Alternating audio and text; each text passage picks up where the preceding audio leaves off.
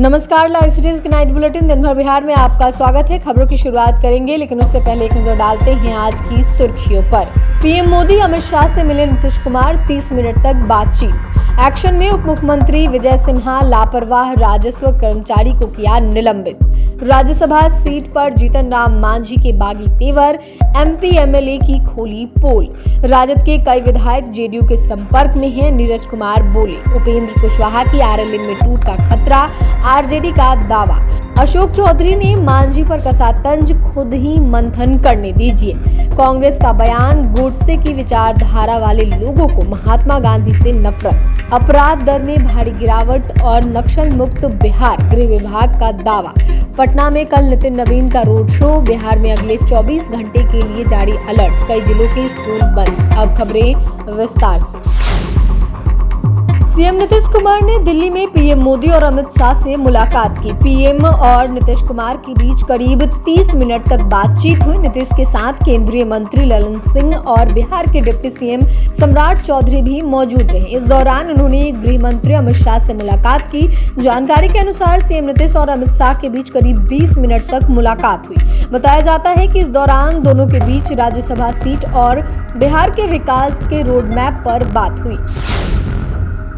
बिहार के उप मुख्यमंत्री एवं राजस्व व भूमि सुधार मंत्री विजय कुमार सिन्हा इन दिनों पूरी तरह फुल एक्शन मोड में नजर आ रहे हैं। उप मुख्यमंत्री विजय सिन्हा मुजफ्फरपुर पहुंचे, जहां उन्होंने जनता दरबार लगाकर सीधे आम लोगों की समस्याएं सुनी और मौके पर ही समाधान का निर्देश दिया। सख्ती का सबसे बड़ा उदाहरण तब देखने को मिला जब सुनवाई के दौरान मुसहरी प्रखंड के सतपुड़ा के राजस्व कर्मचारी राकेश कुमार की लापरवाही उजागर हुई। उप मुख्यमंत्री ने बिना देर किए उन्हें निलंबित करने का आदेश दे दिया। सुनवाई के दौरान विजय सिन्हा ने स्पष्ट शब्दों में कहा कि भूमि विवाद गरीब और मध्यम वर्ग के लिए सबसे बड़ी परेशानी है और सरकार इसे किसी भी कीमत पर बर्दाश्त नहीं करेगी। उन्होंने डीसीएलआर, सीओ समेत अन्य राजस्व अधिकारियों को चेतावनी दी कि जनता के काम में लापरवाही अब नहीं चलेगी। केंद्रीय मंत्री जीतन राम मांझी ने एनडीए के खिलाफ मोर्चा खोल दिया है। इस दौरान उन्होंने अगले चुनाव में 100 सीट और आगामी राज्यसभा चुनाव में 1 सीट हम पार्टी को देने की मांग की है। उन्होंने कहा है कि ऐसा नहीं हुआ तो वे अपना झंडा लेकर चल देंगे। उन्होंने विधायक सांसद को मिलने वाली कमीशन का भी खुलासा किया है। गया में हम पार्टी के विधायकों का अभिनंदन समारोह का आयोजन किया गया था। इस समारोह में जीतन राम मांझी ने कई बयान दिए। अपने विधायकों को संबोधित करते हुए उन्होंने कहा कि सभी विधायक और सांसद कमीशन लेता है। 5 साल के लिए 5 करोड़ का फंड मिलता है, उसमें से 10% कमीशन मिलता है। ऐसे में सभी 40 से 50 लाख रुपए कमाते हैं। मांझी ने कहा कि हमने खुद कई दफा कमीशन का पैसा पार्टी को दिया। बिहार के मुख्यमंत्री नीतीश कुमार की party Janata Dal United JDU ने एक बार फिर विपक्षी पार्टी आरजेडी में टूट का दावा किया है। जेडीयू प्रवक्ता नीरज कुमार ने एक बार फिर कहा कि लालू एवं तेजस्वी की राजद के विधायकों में बेचैनी है। उन्होंने यह भी दावा किया कि राजद के कई विधायक उनके संपर्क में हैं। इससे पहले भी नीरज कुमार ने कहा था कि लालू तेजस्वी के 17 से 18 विधायक एनडीए के संपर्क में हैं। जेडीयू के प्रदेश मुख्य प्रवक्ता नीरज कुमार ने पटना में मीडिया से बातचीत में कहा कि राजद विधायकों के अंदर काफी बेचैनी है। उन्होंने दावा किया कि राजद के सभी विधायक पार्टी नेतृत्व से खफा हैं, वे वहां से हटना चाहते हैं और हमारे संपर्क में हैं। उपेंद्र कुशवाहा की आरएलएम में टूट का खतरा है। विधायक के फेसबुक पोस्ट ने सनसनी मचा दी है। दूसरी ओर आरजेडी जेडीयू की इन अटकलों को खारिज कर रही है। तेजस्वी की पार्टी की ओर से एनडीए में ही टूट का दावा कर दिया गया है। राजद प्रवक्ता मृत्युंजय तिवारी ने पिछले दिनों जेडीयू पर पलटवार कर कहा था कि खरमास के बाद बिहार में खेला हो सकता है। इसके अलग अलग मायने भी निकाले गए थे। वहीं आरजेडी के प्रदेश प्रवक्ता शक्ति सिंह यादव ने केंद्रीय मंत्री जीतन राम मांझी के बयान पर टिप्पणी करते हुए कहा कि एनडीए के अंदर बेचैनी का माहौल है। बिहार चुनाव में 202 सीट जीतने के बाद भी सत्ताधारी गठबंधन में खटपट हो रही है। वहीं राहुल गांधी द्वारा आरएसएस पर संवैधानिक संस्थानों पर कब्जा करने के आरोप पर अशोक चौधरी ने तीखी प्रतिक्रियाएं दी हैं।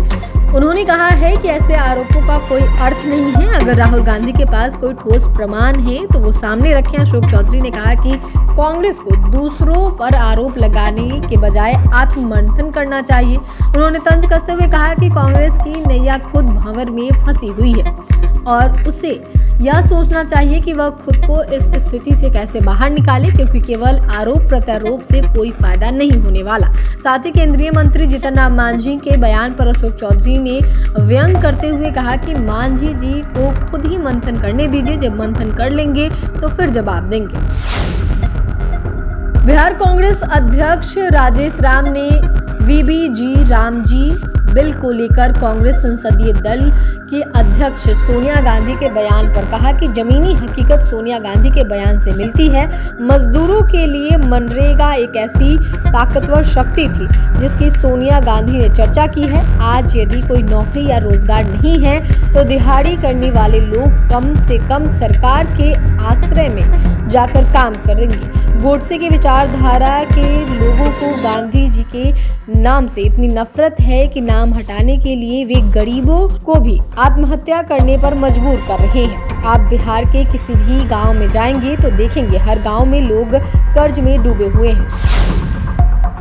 बिहार के डीजीपी विनय कुमार ने साल 2025 में हत्या, डकैती और दंगों से लेकर मामले जारी किए। डीजीपी के मुताबिक पिछले साल के तुलना में इस साल आपराधिक मामलों में गिरावट आई है। बिहार में हो रही कार्रवाइयों का बड़ा असर देखने को मिला है। महानिदेशक ने कहा कि मनचलों को रोकने के लिए अवेयर ब्रिगेड बनी है। अगले साल 2000 स्कूटी खरीदने की योजना है। इसमें सार्वजनिक स्थानों पर महिला पुलिस को तैनात किए जाएंगे, जैसे कोचिंग संस्थान, कॉलेज। गृह विभाग के एसीएस ने प्रेस कॉन्फ्रेंस कर कानून व्यवस्था को लेकर जानकारी साझा की। इस मौके पर DGP Vinay Kumar, ADG law and order Pankaj दरार भी मौजूद रहे। बीजेपी के नए राष्ट्रीय कार्यकारी अध्यक्ष नितिन नबीन का पटना में कल रोड शो होगा। भव्य और ऐतिहासिक स्वागत की तैयारी की जा रही है। एयरपोर्ट से लेकर बीजेपी कार्यालय तक 1 दर्जन से ज्यादा हाथी और घोड़े के साथ स्वागत होगा। साथ ही हजारों की संख्या में बाइक सवार आगे चलेंगे।